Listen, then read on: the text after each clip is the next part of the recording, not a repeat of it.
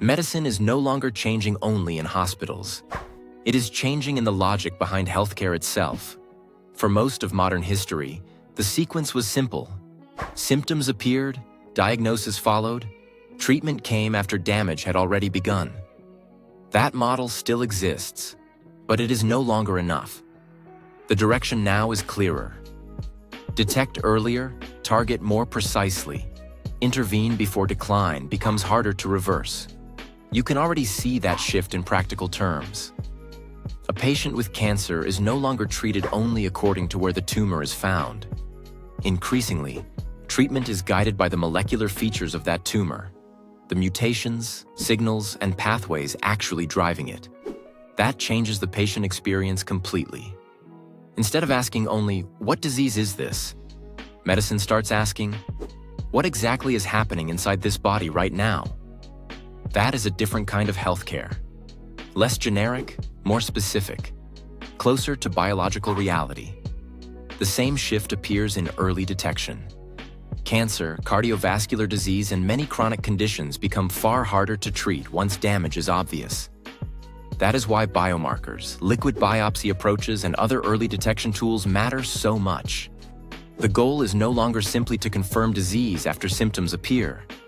It is to identify weak signals before visible deterioration, before major loss of function, before the problem becomes larger and more expensive to treat. Instead of waiting for pain, dysfunction, or structural damage, healthcare begins looking for molecular traces, inflammatory patterns, abnormal proteins, circulating tumor DNA, and subtle risk signals that appear earlier than symptoms do. The promise is immediate and easy to understand. Find problems sooner, treat them earlier, prevent bigger damage later. Then there is the deeper shift.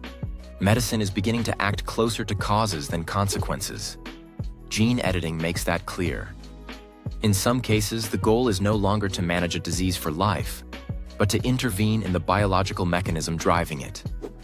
That changes the frame entirely. Not a better way to live with dysfunction. A way to correct part of the dysfunction itself. Regenerative medicine pushes in a parallel direction.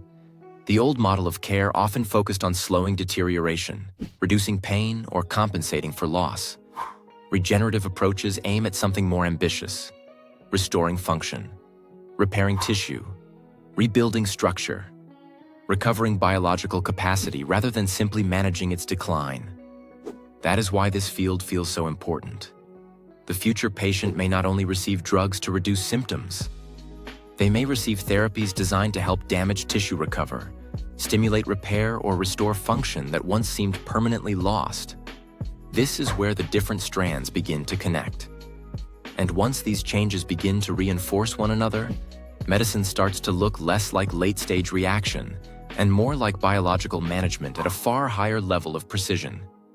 Even longevity science fits naturally into this larger movement. The real issue is no longer only how to survive disease.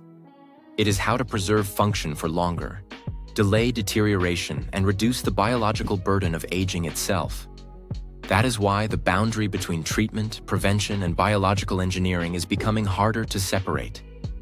And that is the real revolution. The future of healthcare is not just more hospitals, more prescriptions, or more data. It is a different model of medicine, one that tries to predict rather than wait, personalize rather than generalize, and prevent rather than react. The promise is enormous. Earlier cancer detection. Treatments matched to the biology of the individual patient. Diseases addressed closer to source. Damaged tissue repaired rather than simply managed. More years lived with function instead of decline. But none of this arrives automatically or equally. Medicine is becoming more predictive, more personal, and more preventive because biology is becoming more measurable, more interpretable, and, in some cases, more editable.